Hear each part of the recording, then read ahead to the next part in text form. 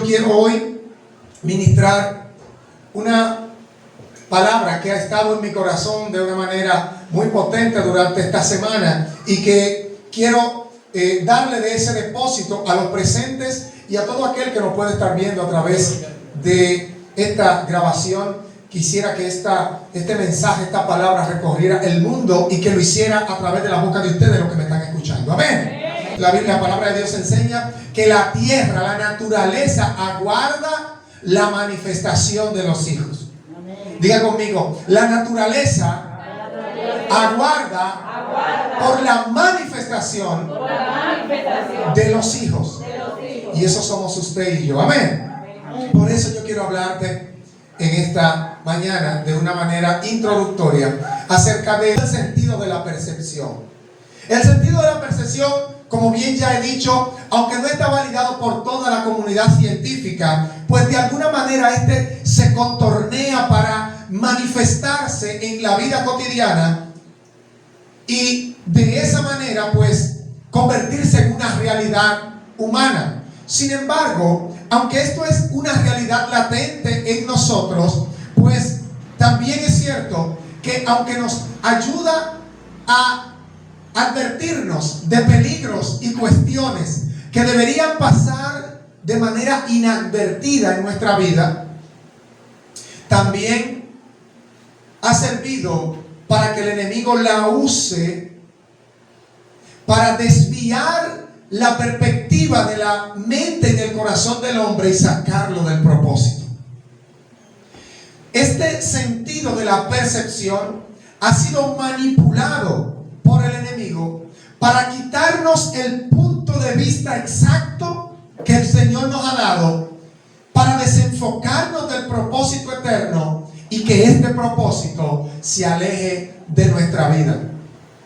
Y quisiera citar las palabras de un gran pensador que dice, lo voy a leer: no hay algo que conozcamos que no provenga de la percepción de los sentidos, de la comprensión del alma y del entendimiento de la mente. Esas fueron palabras de Aristóteles, haciendo énfasis en esa idea introductoria que ya les he dicho. Por eso yo quiero hablarles en esta mañana bajo el tema, diga conmigo, juegos mentales.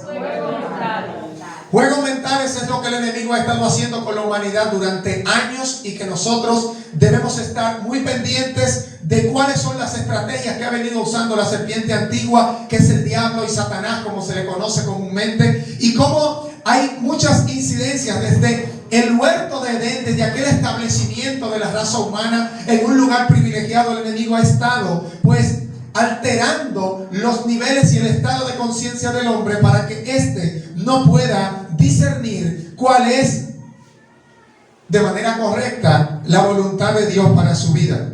O estaré leyendo de la versión Reina Valera del 60, que es la que usted tiene en la mano. En cuanto a la pasada manera de vivir, despojaos del viejo hombre que está viciado conforme a los deseos engañosos y renovaos en el espíritu de vuestra mente. Vestíos del nuevo hombre, creado según Dios en la justicia y santidad de la verdad.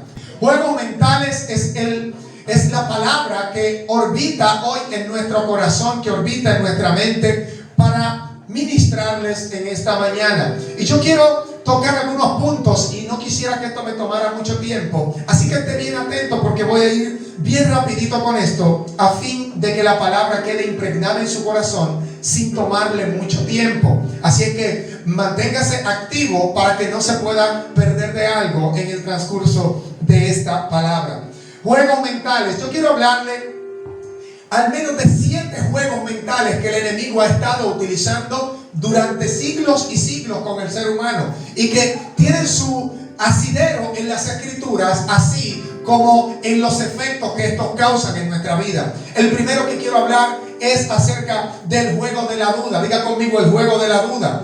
En Mateo 14:34 habla acerca de una historia en donde estaban los discípulos de Jesús en la barca, y estando ellos pues en la barca, pasa que Jesús se les aparece caminando sobre el mar, sobre aquel lago en donde estaban ellos navegando.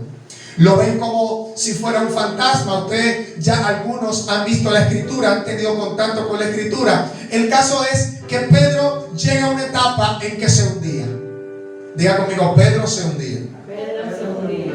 El juego de la duda es una estrategia fina que el enemigo ha utilizado con nosotros, los creyentes, y con aquellos que de alguna manera han tenido la intención, o al menos se han acercado a creer en el Dios Todopoderoso y a confiar en sus promesas. A nadie que alguna vez le haya parecido bien confiar en Dios le visitará la duda, porque la duda solamente llega a los corazones que tienen el potencial de albergar una fe suficiente para ser salvados. O sea, la duda no va a atacar a alguien que no haya intentado o que no se haya propuesto creer. Entonces, el juego de la duda ha atacado a mucha gente, a toda la raza humana que ha pretendido acercarse a Dios por algún medio. ¿Y sabe qué hace la duda? No podrás creer que caminas sobre la adversidad y te hundirás. Esta es la estrategia. En el contexto de la lectura o del pasaje que he citado de Mateo 14:34, aparecen los discípulos en la barca. Están en el medio del lago y Jesús a la orilla.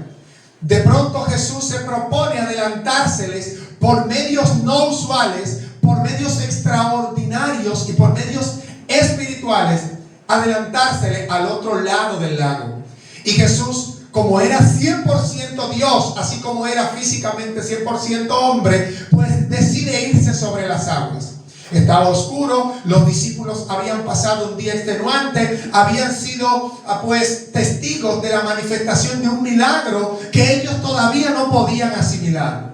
Y era el milagro de la multiplicación de los panes. Y ellos venían con todas estas cuestiones en su cabeza y venían turbados, sabrá Dios, y discutiendo acerca del tema, o simplemente perplejos por lo que habían visto durante el día.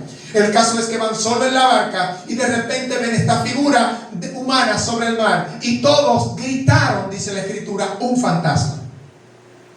Fíjense que ellos acababan de caminar con Jesús, habían recibido la oportunidad de operar un milagro en su mano, porque el milagro de la multiplicación de los panes, Jesús no lo hizo él, sino que permitió que se efectuara en la mano de los discípulos. Dice que poniendo pan sobre la mano de ellos le pasaban a la gente, y el pan se multiplicaba en la medida en que los discípulos compartían el pan. Muchos de los milagros que vamos a recibir en nuestra vida no tienen que ver con cosas sobrenaturales que Dios haga o que baje Él mismo a hacerla, sino con aquellas cosas que tú estás dispuesto a hacer por obediencia. Y ellos habían sido testigos de este milagro, pero estando en la mar tuvieron miedo. Estaba oscuro y se aparece una figura caminando sobre el agua, y todos gritaron un fantasma. Mas Jesús le dijo, tened ánimo, soy yo. Al escuchar esto, uno de los más atrevidos de los discípulos, llamado Pedro, le dice: Señor, si eres tú, di que yo vaya. Ahí aparece una palabra importante en este pasaje, la palabra si eres tú. Esto es una frase condicionada por la duda. Porque alguien de que está seguro con quien ha estado caminando durante todo el día, que conoce su voz y que lo ha escuchado exhortarle durante tiempos y tiempos, resulta cuestionable que ahora, cuando tiene miedo, le dice si eres tú. Ahí está el primer aspecto que señala duda en Pedro. Y Jesús le dice: sí, yo soy. Y él le dijo: ven sobre el agua. Pues inmediatamente Pedro, puesta la mirada en Jesús y pendiente a que la voz que le había hablado era la de Jesús, comenzó a caminar sobre el agua. Pero pasó algo. Ese germen de la duda que le había carcomido el corazón comenzó a hacer efecto. Hay cosas en nuestra vida que se quedan allí a pesar de que ya hemos tenido contacto con el Maestro. Yo he venido hoy a sacudir el corazón y la estructura mental de una persona que, aunque ha caminado con Jesús, aunque ha recibido a Jesús en su corazón, sigue anclado a pensamientos negativos del pasado que le pueden mantener preso de la vida pasada y nunca lo van a dejar caminar sobre la adversidad, nunca le van a permitir tener éxito sobre los problemas, porque todavía su mentalidad continúa presa de la duda. La duda es capaz de hacer que te hundas, porque no te permitirá creer que estás caminando sobre el problema. Hay personas que Dios ha estado ministrando a su vida, que Dios ha estado obrando milagrosamente en su situación, pero sencillamente ellos no se permiten creer de que está sucediendo algo en su vida. Gloria a Dios. Pese a que están viendo resultados de cosas diferentes a lo que era al principio del problema, ahora ellos están poniendo en juicio si lo que está sucediendo en ellos lo hizo Dios o simplemente el proceso o parte de la etapa de un proceso que está viviendo.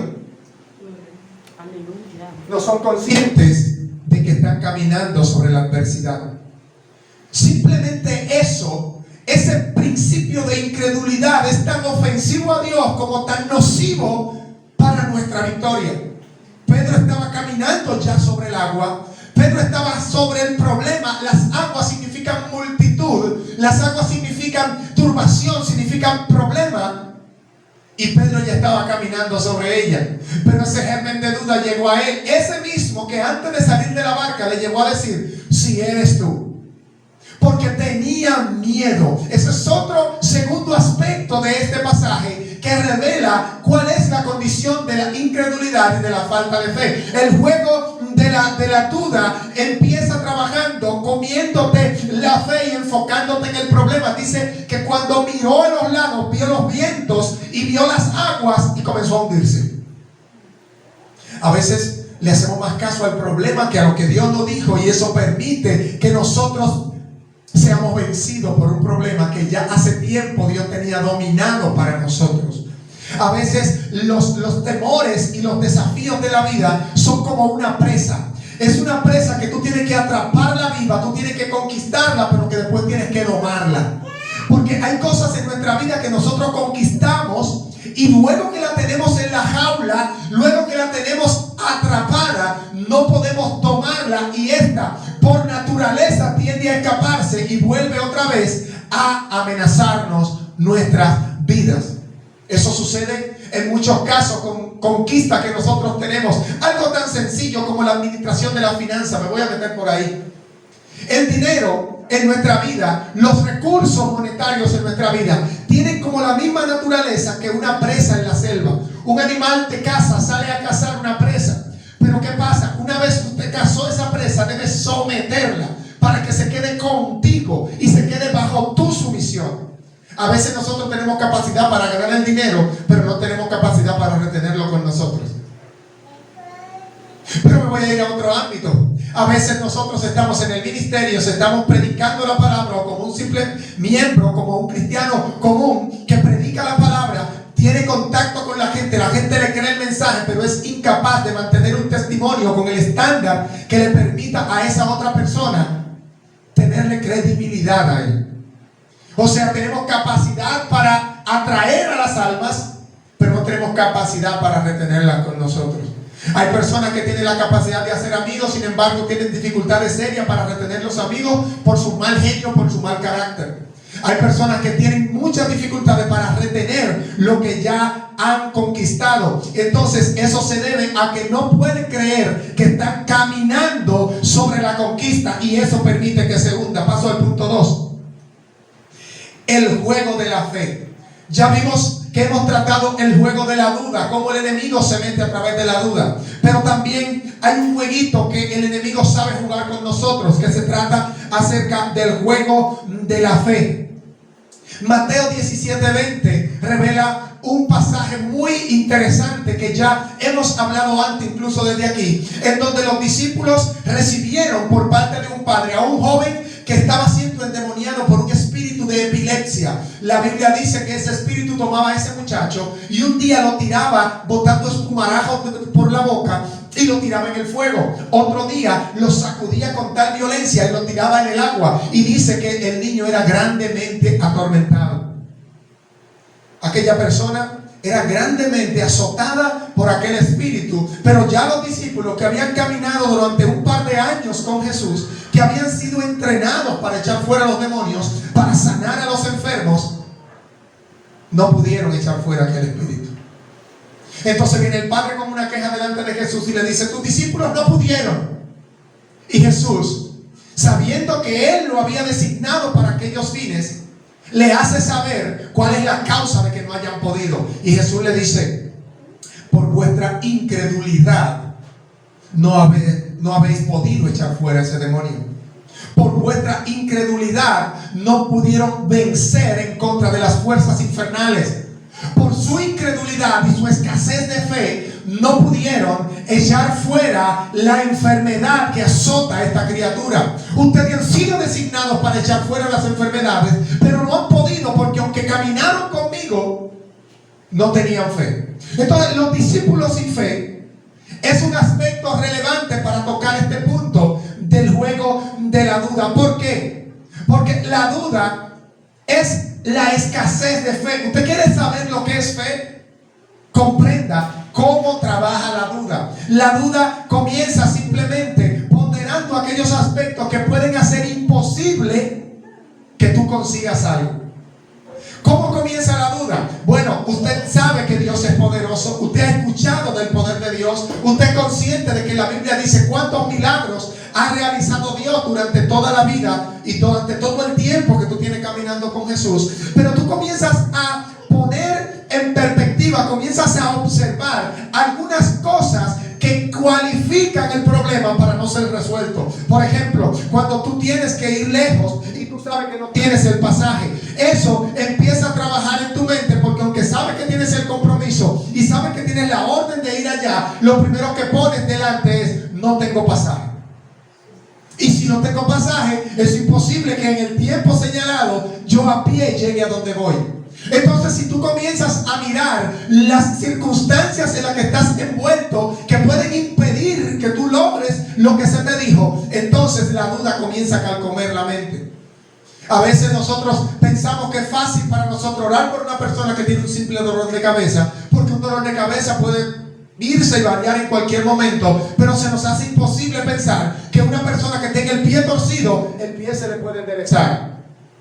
Que una persona que tiene la mano seca, la mano se le pueda restaurar. Porque estamos ponderando cuáles son las causas mentales que pueden impedir que yo crea que el milagro suceda. La duda es a partir de las circunstancias que nos rodean. La palabra circunstancia significa lo que está alrededor. Eso significa significa alrededor, y estancia es del verbo estar. Circunstancia es eso que te atrapa alrededor y que solamente te permite ver lo que te pasa y no el que te lo soluciona. Te enfoca más en el problema que en la solución. Está más pendiente a la adversidad que a la promesa de Dios. Y eso se come la fe y viene a ser el efecto final, la duda. Entonces, el juego de la fe consiste en que puede hacerte creer que necesitas una gran fe. Voy a detenerme ahí un momento.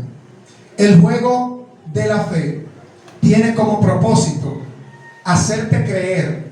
El enemigo se propone hacerte pensar que para que tú veas la manifestación del milagro de Dios, tienes que tener una gran fe que quizás nunca antes otra persona ha experimentado.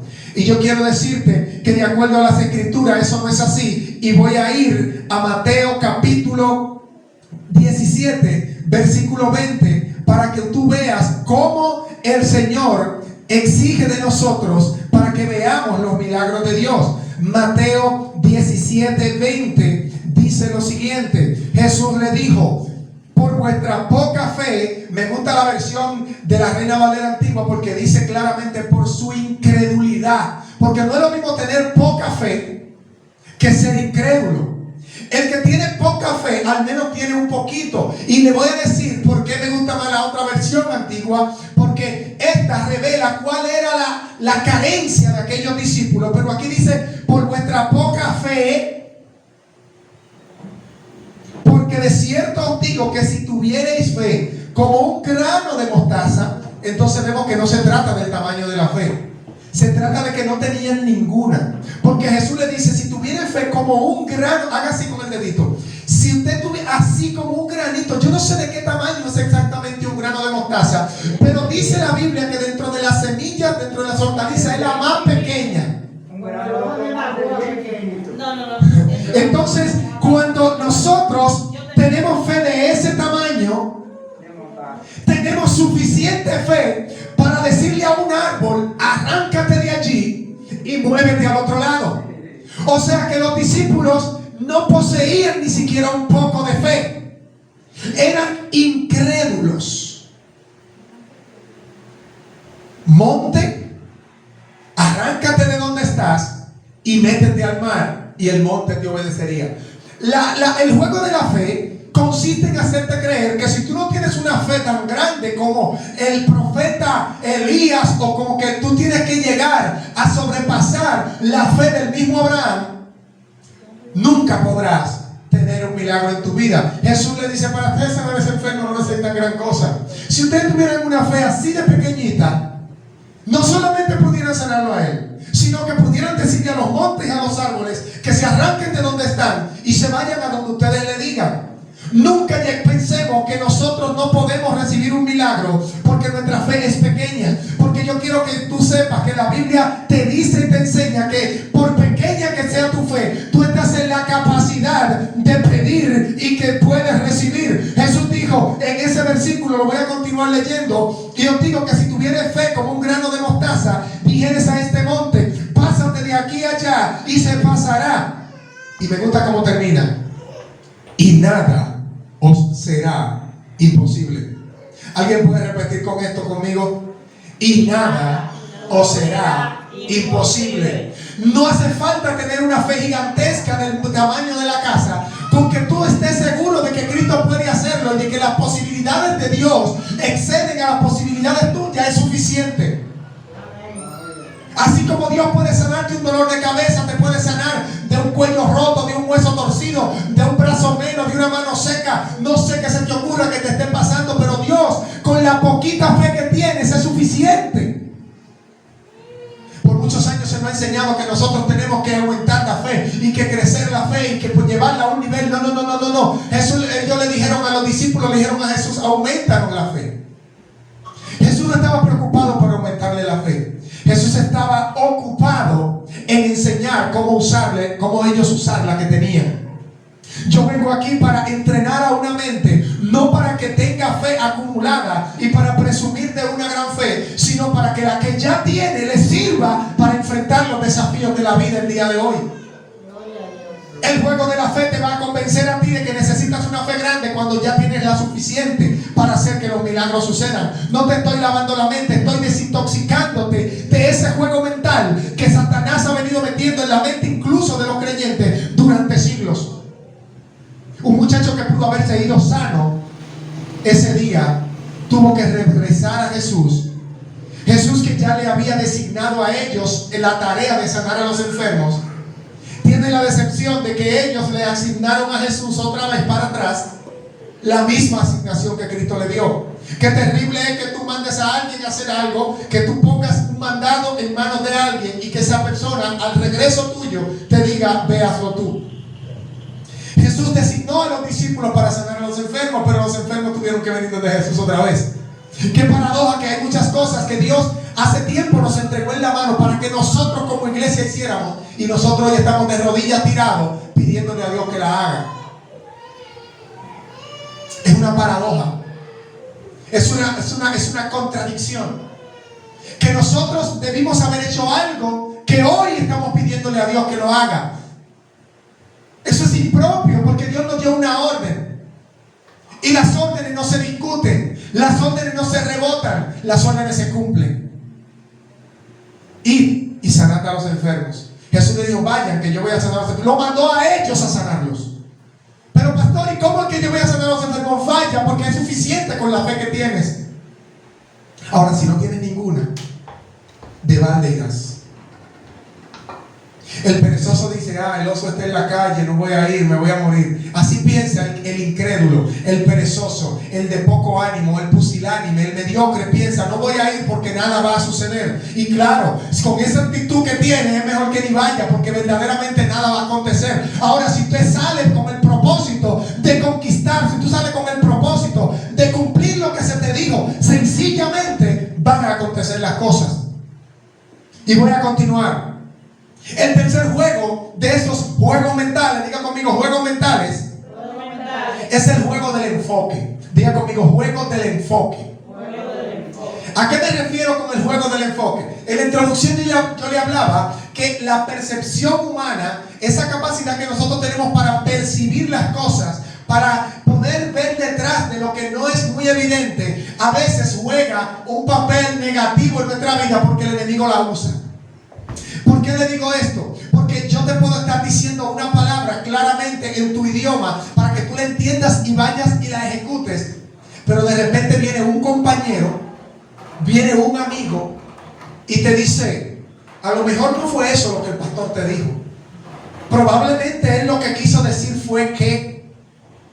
Inmediatamente, tú que estabas casi convencido de que lo que yo te dije era así y de que tú estabas correcto y que tú habías entendido correctamente la orden, comienzas a dudar. Empieza la dubitación en la mente, empieza la vacilación y tu perspectiva cambia. Porque cuando tú enfocas las cosas de frente, no es lo mismo cuando tú la enfocas desde la esquina o como cuando la enfocas de lado. Cuando tú tienes un enfoque y alguien te mueve la ficha, alguien te mueve el plano de enfoque, eso puede hacerte dudar acerca de lo que estás viendo. Si yo tomo esta hoja y te la pongo así, verás un rectángulo. Pero si te la pongo de filo, verás una línea. Entonces tú dices: ¿qué es? ¿Es un rectángulo o es una línea? No, lo que ha cambiado ha sido el enfoque con el que lo estás viendo. Entonces el juego del enfoque tiene una propiedad. Y esa propiedad es que como la verdad no cambia, el enemigo jugará cambiando los puntos de vista. La verdad que Dios dijo nunca va a cambiar. Pero el enemigo, a sabiendas de que la verdad no cambia, él te cambiará el punto de vista. Eso sí él puede hacerlo. Vamos a ver qué pasa. Génesis capítulo 3, versículo 1. Aparece Eva sola en el huerto de Edén. No estaba con Adán, pero se le aparece la serpiente. Adán había recibido una orden: no comas de ese árbol. Eva no recibió orden. Sin embargo, la serpiente parte por el que menos conocimiento tiene. ¿Por dónde se mete la serpiente? Por donde tiene menos fuerza para aprender. Por donde hay menos capacidad de asimilación, por allí comienza a meterse la serpiente. Entonces va donde Eva. Eva no recibió orden, pero ella ya estaba enterada por su esposo de cuál era la orden que Dios había dado. La orden de Dios fue clara: miren, no coman de ese árbol, porque el día que de ellos comiere, pues ese día morirás. Entonces Eva había recibido eso de segunda voz. No había nada escrito, no había un papiro, ni un rollo, ni una Biblia. Solo lo tenían en su memoria y ellos tenían un enfoque. Diga conmigo, enfoque. El enemigo, sabiendo cuál era el enfoque que habían tenido y que era basado solo en el lenguaje hablado, por lo que los oídos pueden percibir, fue donde la mujer y le dijo: con que Dios te ha dicho. Hay una palabra que puede hacer cambiar cualquier perspectiva o punto de vista que tú tengas en la mente. Cuando alguien que aparentemente habla como si supiera te cambia el enfoque de lo que ya tú recibiste, te puede hacer dudar acerca de esa palabra. La orden era: no comas del árbol de ese. Dios le dijo: de todo árbol que hay en el huerto podrás comer, pero del árbol de ese que está en medio del huerto no comas. Entonces la serpiente le dice: con que Dios te ha dicho que no comas de todo árbol, porque sabe bien. Me voy a detener ahí. Aquí hay una palabra clave en el pasaje del capítulo 3, versículo 1. Y la palabra es saber. Y yo le voy a explicar por qué. En el primer punto, versículo 3, aparece la serpiente diciéndole a Eva que Dios sabe que el día que ellos coman de ese árbol, pues ellos van a ser como Dios. Esa es la esencia del mensaje que aparece desde el 1 en adelante del capítulo 3 de Génesis. Entonces le dice una palabra, ¿con qué? Esa palabra ¿con qué? Es aquí amar Elohim. Así realmente dijo Dios. Y se lo hace en forma de pregunta. Así realmente dijo Dios. Cuando alguien te hace una pregunta de esa naturaleza y te habla con propiedad, te habla con una voz convincente, tú dices, wow, ¿será verdad así que me lo dijeron o yo escuché mal? Me dijeron que me sentara o me mandaron a decir por qué estoy sentado.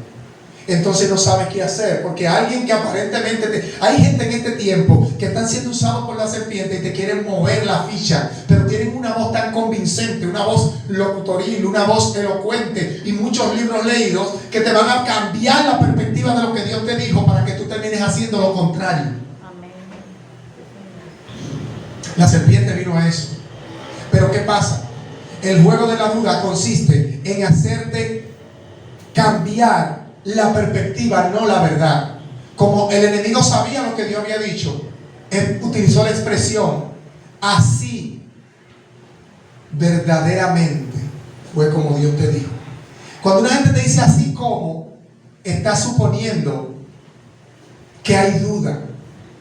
Con que Dios te dijo, con que Cristo viene, entonces empieza a condicionarte para que tú empieces a dudar de lo que ya Dios ha establecido como una verdad elocuente. Pero hay algo para decirte acerca de esto. A Eva el enemigo la pudo vencer. ¿Por qué? Porque ella entró en discusión de algo que no estaba en discusión. La verdad no se discute. Hay un principio de filosofía que enseña que lo que es demostrable no es necesario demostrarse de nuevo.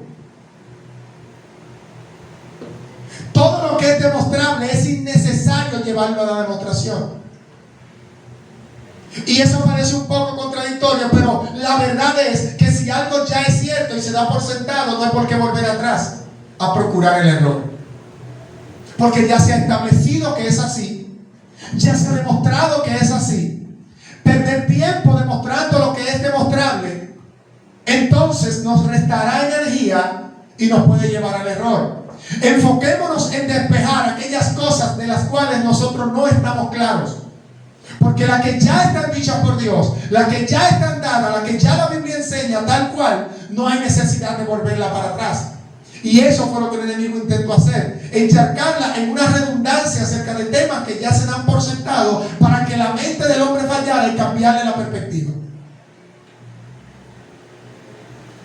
Juegos mentales, diga conmigo. El cuarto juego es el juego del quehacer.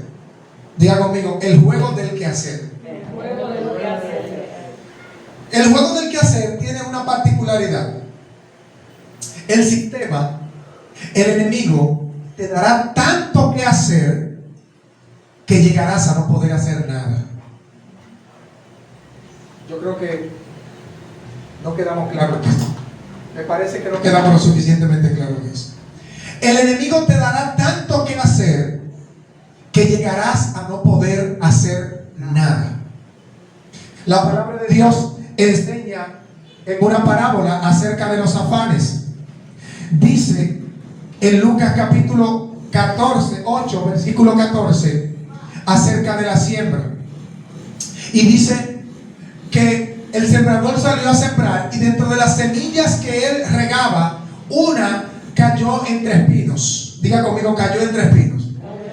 Luego el Señor agarra a sus discípulos y le enseña el fundamento espiritual de esta parábola y le dice, miren, los espinos representan los afanes y los placeres de la vida. Hay dos cosas que están llevando a la gente a la pérdida de la fe y a desalinearse del propósito eterno de Dios.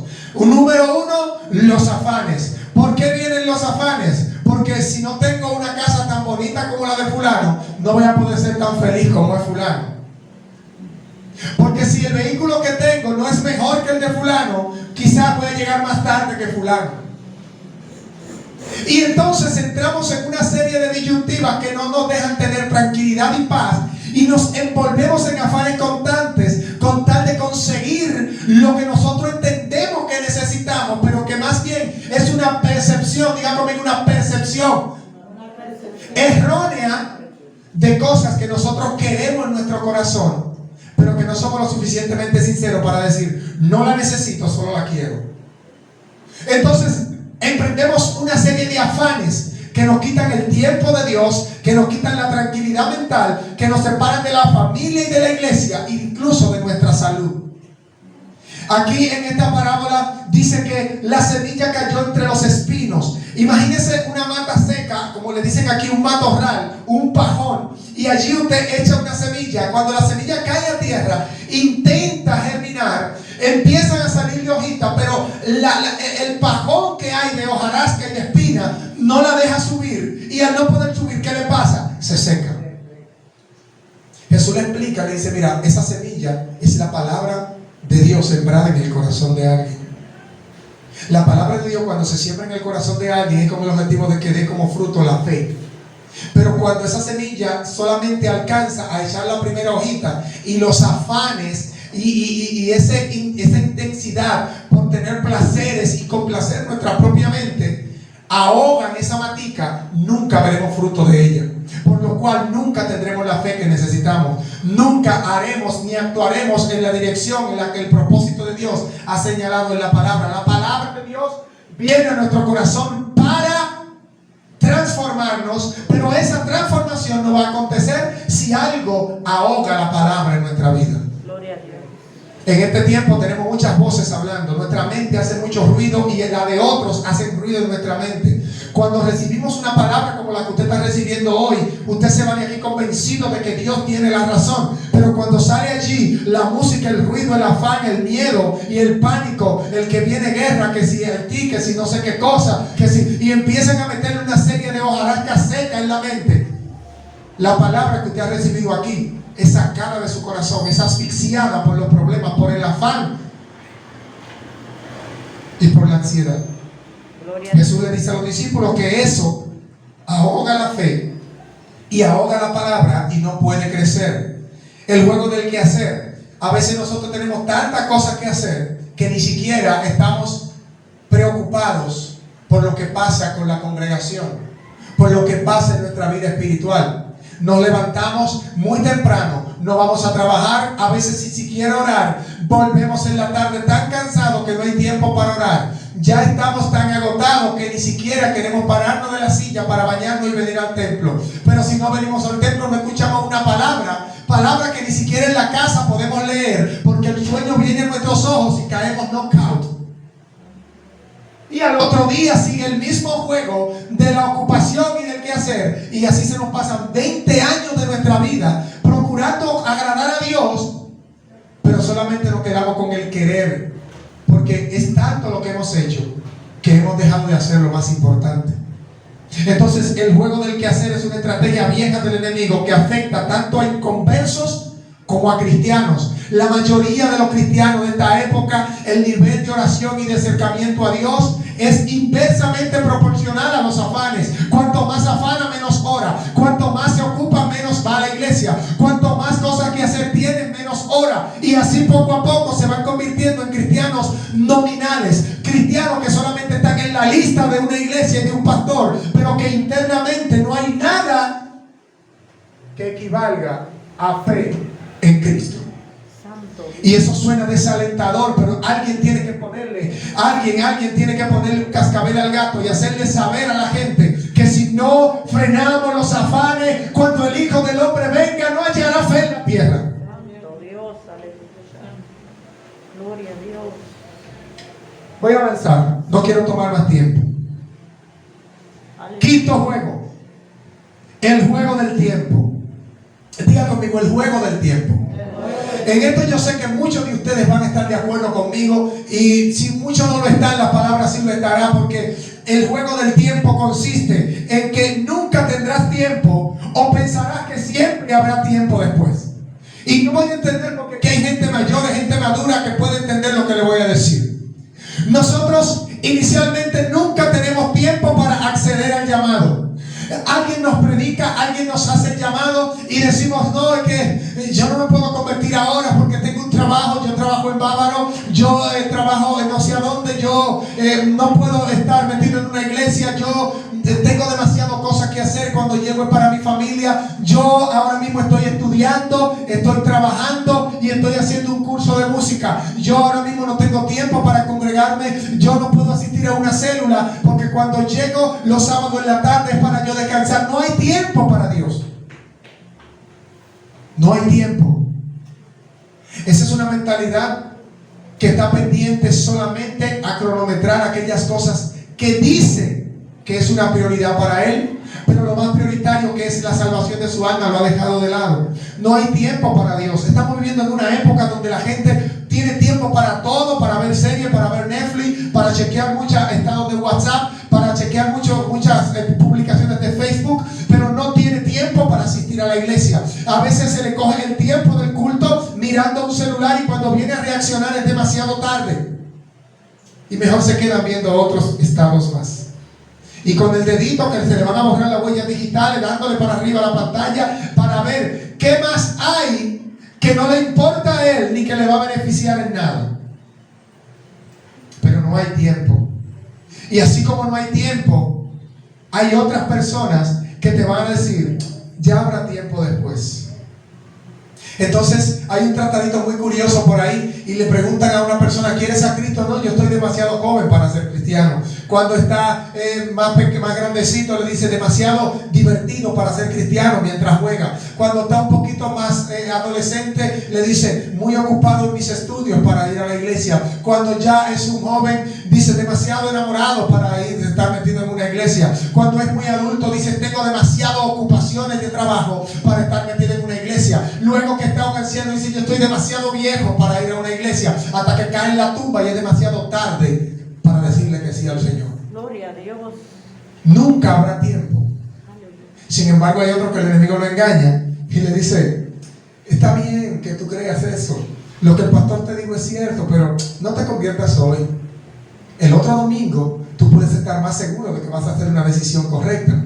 Dile que no a Cristo hoy, porque en la otra oportunidad tú lo habrás pensado mejor y sí podrás convertirte. ¿Quieres a Cristo? Bueno, no, será en la próxima. ¿Quién te garantiza que vas a tener una próxima? Ese engaño del diablo de que mañana habrá más tiempo es una ilusión. El hoy es lo importante. Hoy es el día aceptable para aceptar a Cristo. Hoy es el día que hizo el Señor y nos alegraremos en su presencia. Hoy es la única oportunidad. El diablo ha metido a través de muchas ideologías y religiones que el hombre tiene la oportunidad de acceder a otras vidas y que puede reencarnar y que puede volver a aparecer en una vida diferente. Eso es una mentira del diablo para hacerte creer que si te fue mal ahora y mueres podrás resucitar en otro cuerpo y tener una segunda oportunidad. Cuando el diablo vea que tú agotes la única vida posible para decirle que sí al Señor y llegue el día del juicio, se reirá en tu cara diciéndote, te comiste el cuento, no hay reencarnación, no hay una segunda oportunidad, te quité la única que tenías. Esta vida que tenemos es la única a través de la cual podemos decirle que sí a Cristo y poder acceder a nuestra salvación. Gloria a Dios. No hay karma, no hay reencarnación, no hay futuras ni vidas pasadas. Esta es la que te dio el Señor y esta es la que debe aprovechar para ponerte a cuentas con Él. No hay otra oportunidad, no habrá tiempo después.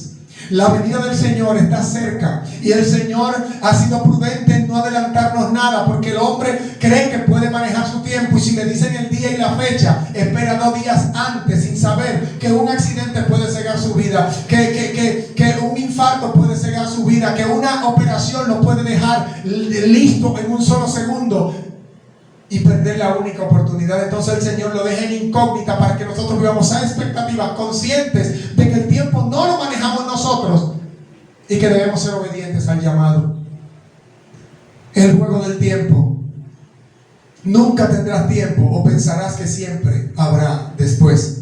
Y voy bajando al número 6. Juego del dinero. Es el jueguito más peligroso de este tiempo. El juego del dinero. La Biblia cuenta acerca de un joven rico, de un hombre muy rico, y de un joven muy rico, pero que puso sus esperanzas en el dinero. El juego del dinero está relatado en la escritura de Mateo 19, 16 al 22.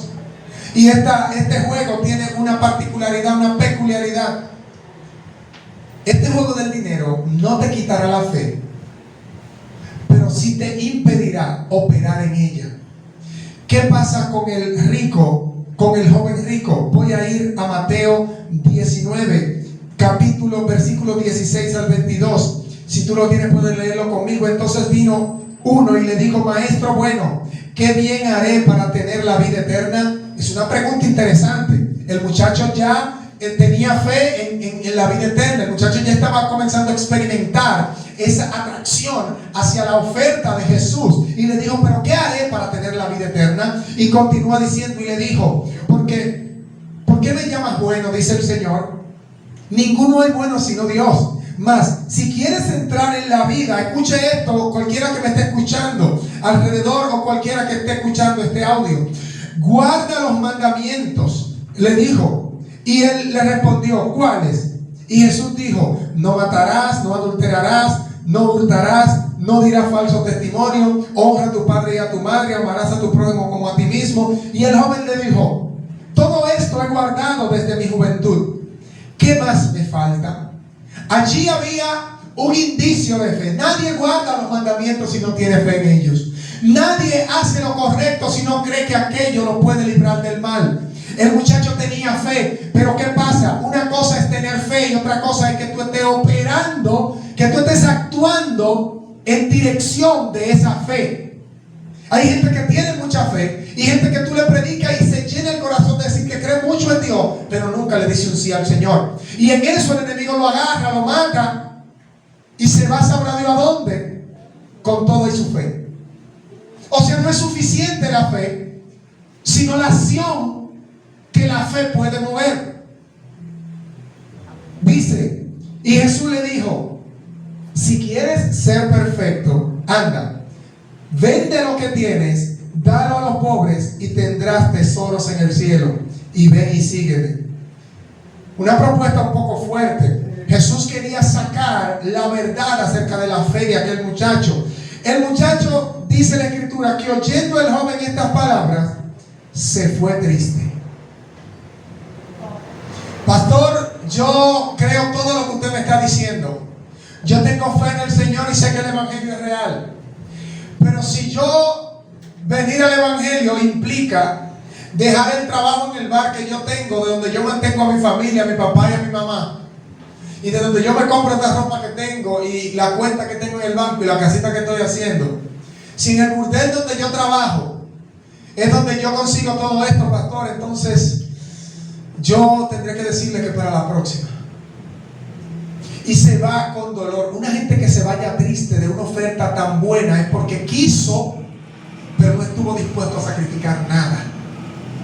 Había fe, pero el amor al dinero le impidió operar en esa fe. Dice que se fue triste porque tenía muchas posesiones. Y se fue triste porque tenía muchas posesiones. El juego del dinero no te quitará la fe. Hay gente muy rica llena de fe, pero muchos de ellos lamentablemente no han podido operar en esa fe aferrándose a su riqueza. Hay gente que no confía en nadie ni se acerca a nadie porque cree que todos le van a pedir del dinero que tienen. Hay gente que no van a una iglesia porque tienen la percepción de que el pastor en la iglesia está pendiente a su dinero. Y yo, como se lo dije una vez, se lo digo ahora: el que crea que va a venir a iglesia no va a ir para perder sus bienes, que se quede con sus bienes. Allá él con su mundo. A Dios no le interesan tus ofrendas, al pastor no le interesan tus ofrendas. La Biblia dice, porque Dios anda buscando adoradores, no anda buscando adoración. Dios quiere a la persona no a su ofrenda.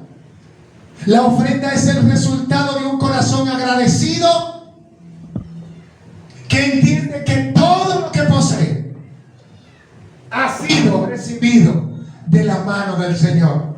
Entonces hay gente que tiene como único impedimento de la iglesia, no que no creen en Dios, no que no creen en la iglesia, sino que tienen problemas serios con el diezmo y con las ofrendas. Y usted lo va a poder ver en la calle. Yo quiero ir a la iglesia, pero yo no entiendo eso. Yo no comprendo por qué yo tengo que dar lo mío. No entiendo. Entonces, si ese es tu impedimento, te va a pasar lo que le pasó a aquel joven. Te vas a ir triste con todo tu dinero, pero sin felicidad. Y avanzo. Gloria a Dios. El juego del saber. Santo Jesús. Yo voy a cerrar con esto porque inicié con una mención de aquello que pasó en el jardín del Edén.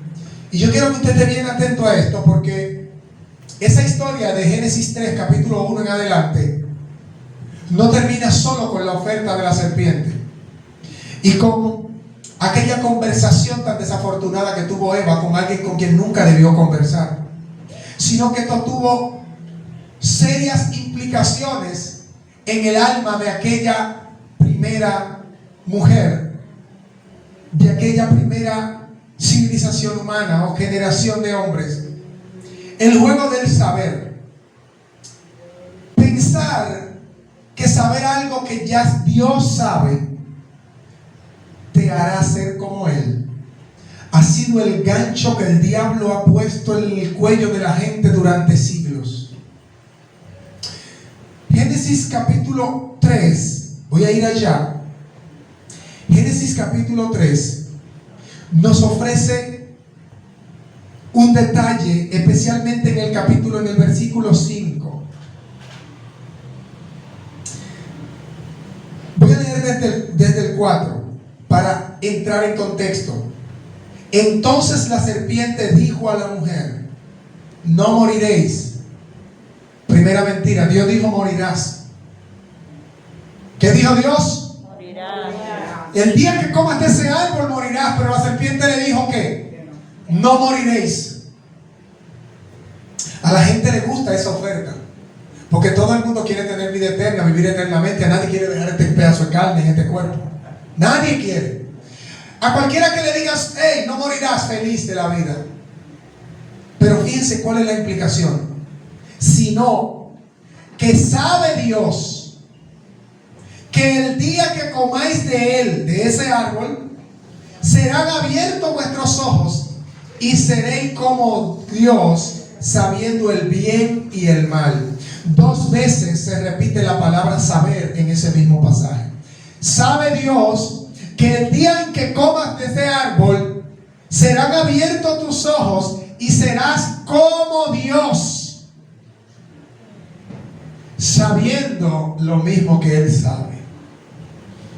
La humanidad ha incurrido en un error maldito, en un error que ha cegado la mente de gente superdotada. La oferta de la serpiente de que si sabes algo que ya Dios sabe, vas a ser igual que Él, todavía sigue vigente. La comunidad científica ha llegado a creer que si tiene conocimiento que el resto de la humanidad no sabe, se siente en el derecho de discutir con Dios y de incluso poner en duda su existencia. Hay gente que de que se leen 2 páginas de un libro que sabrá Dios quién lo escribió ni con qué intención, cuando tiene esas 2 páginas de ese libro leídas, se cree con la potestad de discutir con el creador de la página del libro y del que escribió el libro. Hay gente que de que cree que sabe cómo fluye la sangre dentro del cuerpo, cree que tiene el poder de decir el día que te vas a morir. Y Dios tiene la potestad de dejarte saber qué, pero nunca te dejará saber el cómo. Porque si bien la ciencia médica puede descubrir qué es una célula, qué hay dentro de una célula, para qué sirve una célula, qué es el cuerpo, cuál es la función del cuerpo, nunca te dejará saber cómo se incorporó por primera vez un cuerpo que nació del barro de la tierra y que luego se convirtió en carne, hueso, alma y espíritu.